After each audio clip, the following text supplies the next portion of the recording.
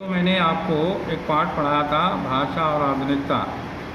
उसमें दो मैंने अवतरण करा दिए थे। अब मैं तीसरा अवतरण ले रहा हूँ।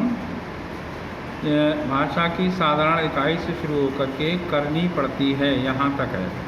इसका पहला सवाल है, भाषा की साधारण इकाई क्या है? उत्तर है शब्द। दूसरा सवाल है, शब्दों के अभाव में भाषा का क्या अस्तित्व है? तो उत्तर लिखेंगे, भाषा का अस्तित्व दुरूह होता है। अगला सवाल है, हमारी हिंदी भाषा में किन किन भाषाओं के शब्द अधिकतर पाए जाते हैं? उत्तर है अंग्रेजी, अरबी, फारसी आदि। अगला सवाल, किसी भाषा में बाहरी शब्दों को ग्रहण करने के लिए क्या करना पड़ता है? उत्तर लिखेंगे, मूल प्रकृति के अनुसार साहित्यिक शुद्धता प्रदान करनी पड़ती है। अगला सवाल, निम्न शब्दों के विलोम लिखिए। अनायास, अविकृत, शुद्धता। अनायास का हो जाता है आयास, अविकृत का विकृत, शुद्धता का अशुद्धता। अब चौथा वाला पैरा लेते हैं। ये शुरू हो रहा है, भाषा संस्कृति का से लेकर आवश्यकता है। इसका पहला सवाल है, संस्कृति का अटूट अंश क्या है? उत्तर लिखेंगे, भाषा। संस्कृति की क्या विशेषता है? उत्तर है, वो परिवर्तनशील तथा गतिशील है। संस्कृति की गतिशीलता किस पर निर्भर है? विज्ञान की प्रगति पर। वैज्ञानिक आविष्कारों के प्रभाव के कारण सांस्कृतिक हलचलों को शब्द रूप देने के लिए क्या आवश्यक है? नए शब्दों की खोज। निम्न शब्दों में प्रत्यय तथा मूल शब्द छांटिए। अब इसका ऐसे शब्द दिए गए हैं, शाब्दिक, गतिशील, परंपरागत।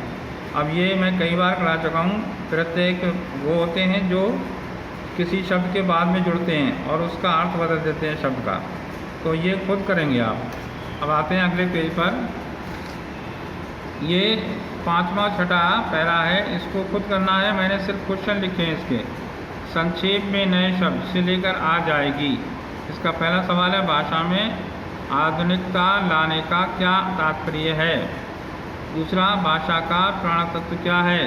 यहाँ आधुनिकता है। तीसरा, नए शब्द और नए प्रयोगों का प्रयुक्त होना कहाँ आवश्यक है? चौथा सवाल, भाषा में आधुनिकता कब आएगी? अगला, पाठ तथा लेखक का नाम लिखिए। अगला पैरा है, नवीनीकरण में से लेकर बनावटी बनेगी। पहला, रेखांकित अंश का आशय स्पष्ट कीजिए।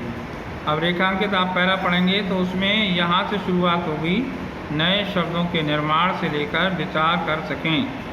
ये रेखांकित कर लेना, फिर उसका आपको आशय लिखना है। दूसरा सवाल, नवीनीकरण की प्रक्रिया में हमें क्या ध्यान रखना चाहिए? अगला सवाल, कौन सी भाषा चिरकाल तक जीवित नहीं रह सकेगी? अगला सवाल, हम किसी शब्द की मूल आत्मा तथा सार्थकता पर उन्मुक्त विचार किस प्रकार कर सकेंगे? अगला सवाल, निम्न शब्दों के अर्थ लिखिए। उन्मुक्त, चिरकाल, अभिव्यक्ति, प्रशस्त। इन शब्दों के अर्थ ढूंढ के लिखना है आपको। तो इतना ही, ये पार्ट आपका ख़त्म हो गया। अब जो है, अब आगे मैं कविताएँ पढ़ाऊँगा और कॉपी आप मुझे ज़रूर दिखा दें, क्योंकि ज़्यादा काम इकट्ठा ना हो पाए।